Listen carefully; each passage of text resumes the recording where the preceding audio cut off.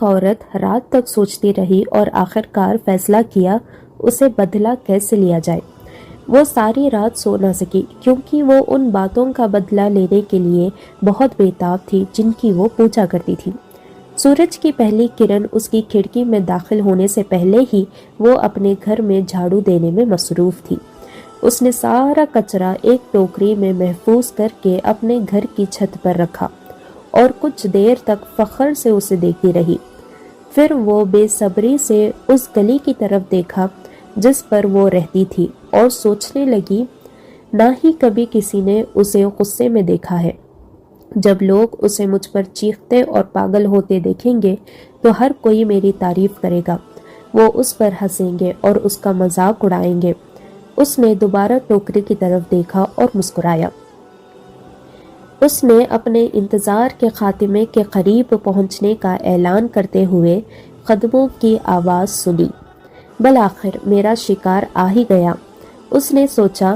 جب اس نے صاف ستھرے سفید کپڑوں میں ایک آدمی کو اس طرف آتے دیکھا، اس نے اپنے ہاتھ میں کچرے کی ٹوکری اٹھائی اور جب وہ وہاں سے گزرا تو سارا کچرا اس پر پھینک دیا۔ عورت کو بہت مایوسی ہوئی کیونکہ وہ شخص نے کچھ نہ کہا اور اپنے راستے پر چل دیا۔ وہ عورت نے اگلے دن بھی یہی سوچا، شاید اس بار میں اسے ناراض کر سکوں، لیکن وہ شخص ایک عورت پر بہت نرم تھا۔ وہ عورت اسے خوفزدہ رکھنے کے لیے ہر روز اسی شرارت کو دہرانے کا فیصلہ کیا تاکہ وہ خدا کی وحدانیت کی تبلیغ کرنا چھوڑ دے۔ یہ شریف شخص جس سے عورت بہت نفرت کرتی تھی وہ محمد صلی اللہ علیہ وسلم تھے جو اللہ کے آخری نبی تھے۔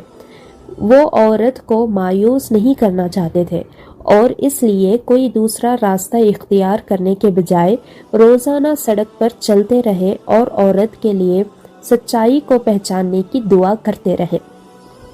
ایک دن آپ صلی اللہ علیہ وسلم نے عورت کو اپنے گھر کے چھت پر ٹوکری کے ساتھ موجود نہیں پایا تو اس سے وہ پریشان ہو گئے کیونکہ آپ صلی اللہ علیہ وسلم نے سوچا وہاں نہ ہونے کی وجہ سے اس عورت کے ساتھ کچھ ہوا ہوگا۔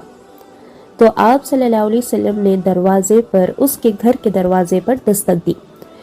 عورت نے کمزور آواز میں پوچھا، یہ کون ہے؟ محمد بن عبداللہ نے جواب دیا، کیا میں اندر آ سکتا ہوں؟ عورت نے ڈرتے ہوئے کہا، میں بیمار ہوں اور لڑنے یا بات کرنے کے لیے بہت کمزور ہوں، اس لیے محمد صلی اللہ علیہ وسلم اس کے ساتھ بدلہ لینے کے لیے آئے ہیں۔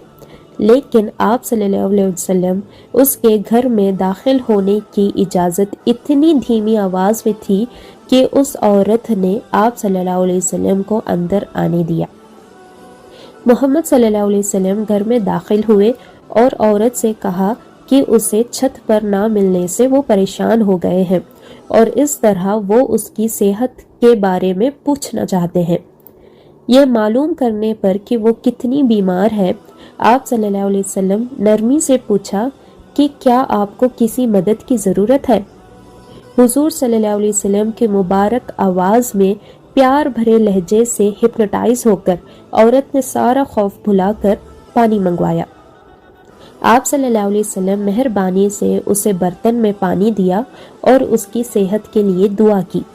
جب اس نے اپنی پیاس بجھا دی، اس نے آپ صلی اللہ علیہ وسلم سے ماضی میں اس کے ساتھ بہت ظلمانہ سلوک کرنے کے لیے بہت اداس محسوس کیا اور اس نے اپنے برے سلوک کے لیے معافی مانگی۔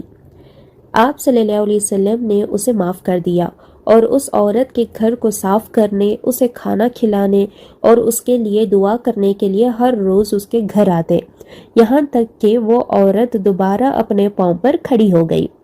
حضور صلی اللہ علیہ وسلم کے حسن سلوک نے اس عورت کو سچ کی پہچان کی تحریک دی اور ان کے دعاؤں کا جواب مسلمانوں کی بڑھتی ہوئی تعداد میں ایک اور اضافے کی صورت میں ملا۔ سبحان اللہ۔